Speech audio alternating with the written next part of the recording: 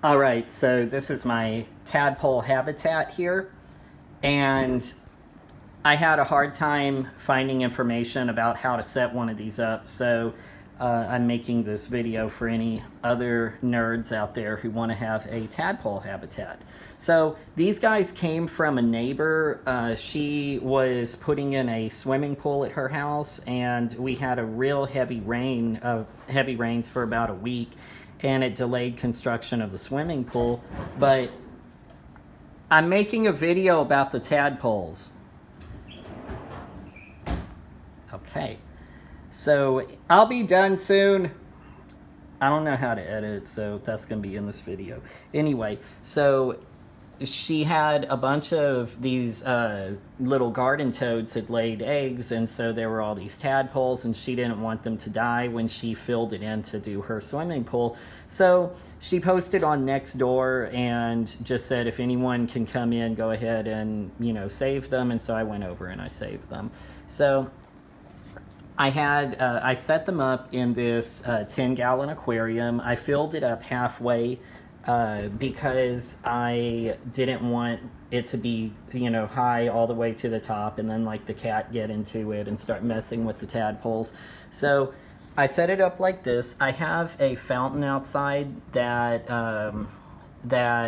is for the toads outside to swim around in and whatever, and it had some stones in it that with a lot of algae, so I brought those in. I set up this little rock formation thing, and I put in a bunch of leaves, and then these stones here at the bottom, the little fish rock things.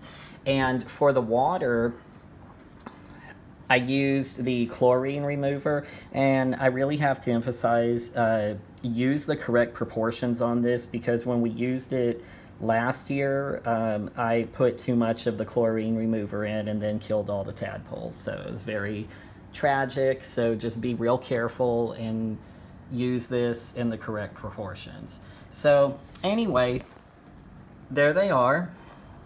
And as far as the water, warmer water is better and will promote their growth. And so, you don't have to do anything special about heating the water. Just don't put the tadpoles under the air conditioning vent or whatever. And then for the food, I've just been giving them the tadpole food plus the algae from the stones outside. And then also I read somewhere that you can put lettuce in there and they'll eat the lettuce, which I don't really think they ate too much of that. And some of the tadpoles died and they ate their fallen brethren. I'm going to try to zoom in. I don't know if that will zoom in too well. There's these kind of translucent water bugs that will, anywhere if you find tadpoles out in out in nature, out in the wild, there's going to be these water bugs that try to eat them. And so when I was saving these guys, I made sure I left all the water bugs in the where they were, and I just took the tadpoles. But 3 water bugs made it into my little rescue net, so I had to go in and squish those because they were messing with the tadpoles. A few of them did die. I bought this filter because I read or I saw somewhere that having a filtration system is good for them, and so I set this up. I put it in. Unfortunately, about 10 of the tadpoles got sucked up into it and died, so I took that out. And these guys are growing so fast that I don't think I'm gonna have to worry too much about air filtration, water filtration. These guys out in the wild, they survive in harsh conditions, so I think what I got here is pretty good.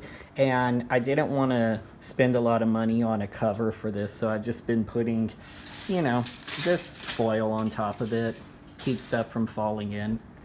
Okay.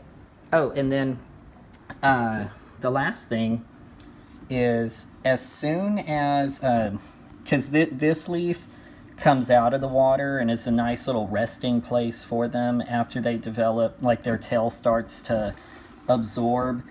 And so what I've been doing is, as soon as I notice that they're spending more time on the leaf as opposed to in the water, then I get them in a very, very small little cup, a paper cup, and I transfer them to, I have a fountain outside, so that's where but I don't put them in the water.